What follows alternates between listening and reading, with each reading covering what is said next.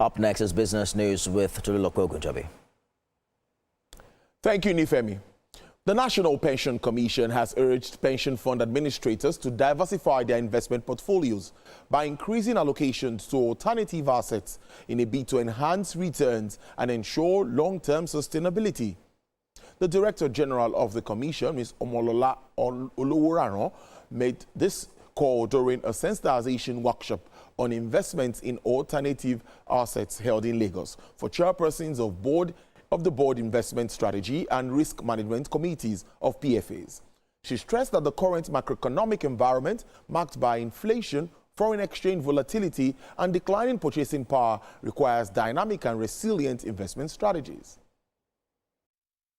Currently, pension fund assets are in excess of 24 trillion, and majority of those funds are invested in traditional fixed income instruments. We're talking of FGM bonds, treasury bills, all government securities. Now, what we need to do as an industry is how can we diversify that portfolio?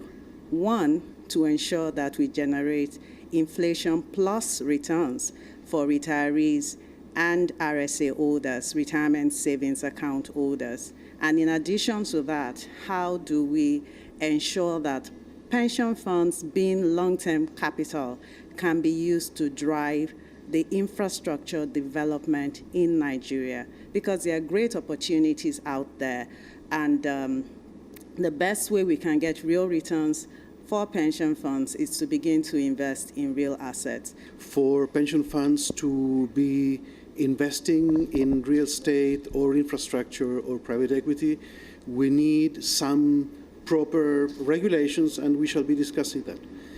But beside that, we also need some proper regulations that allow the activities, the underlying activities, to be possible. There is a massive and very important coordination of policies, not only at the regulatory level, which can be done or addressed by PenCom, but also in other areas of the government, which must also be addressed. That the pool of domestic capital in Africa has been growing at a very good trajectory, and the ODI, which is the overseas development funding that we always get, is shrinking given the current geopolitical landscape. So it's very important we start looking inwards to see how we can leverage this large pool of capital to address some of our social economic needs, in addressing poverty, in addressing even our climate vulnerabilities, and also ensuring that we lift the standard of living in Africa. And the only way we can do that is to start investing in the real economy. And the only asset class that provides that are alternative assets. There are a number of challenges, but when you look at challenges with regards to investment in alternatives, one of them is that there are not enough deals coming through, right? That's one problem. And we can look to address that by ensuring that we work with the ecosystem to get more deals. One of them is maybe capacity, understanding, and one of them maybe is regulation. So these three things together, looking to see how we can resolve them so that we can increase our allocation to that asset class.